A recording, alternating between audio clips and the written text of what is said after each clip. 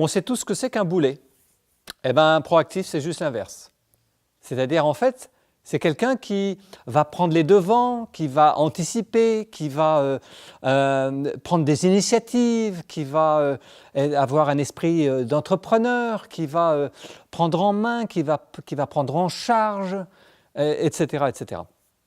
On parle de la population active. La population active, on sait très bien ce que c'est des gens qui peuvent travailler, mais il y a des gens qui ne travaillent pas de fait, qui sont par exemple au chômage. Et bien, le chômage, vous pouvez le vivre de manière passive ou proactive, c'est-à-dire aller au-devant du marché, etc. Ben dans l'entreprise, c'est la même chose. C'est-à-dire qu'il peut y avoir des attitudes qui sont assez attentistes, c'est-à-dire qu'on attend qu'on nous donne quelque chose à faire. Il est urgent de ne pas prendre d'initiative pour des raisons X ou Y. Et puis, il y a le proactif. Alors, qu'est-ce que c'est qu'être proactif?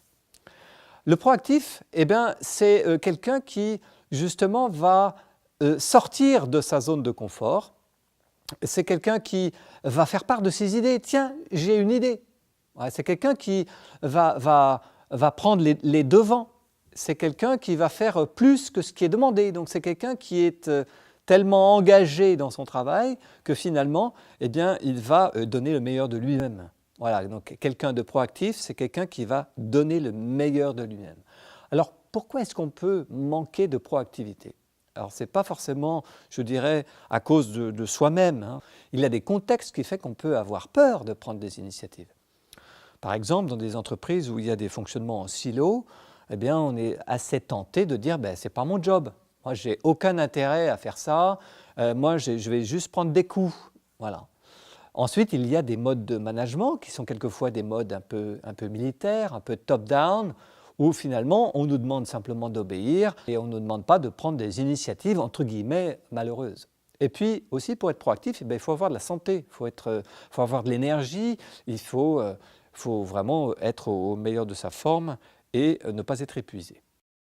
Alors, il est évident que quand on est proactif dans une entreprise, eh bien, pour l'entreprise, c'est énorme. C'est-à-dire qu'en fait, ça permet à l'entreprise d'innover, ça permet de laisser libre cours à la créativité. Quelquefois, pour partir de zéro, vous imaginez l'énergie qu'il faut, et sans proactivité, ce n'est pas possible.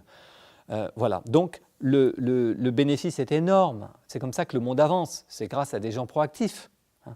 Donc il est évident que quand vous avez dans une équipe des gens qui sont proactifs, l'équipe elle est extrêmement légère parce que chacun est moteur. Et donc le manager, il a une fonction finalement de leader avec des gens qui par eux-mêmes sont extrêmement autonomes. Voilà. Et puis il est évident que la proactivité de l'un va stimuler l'autre. Donc toute l'équipe y gagne.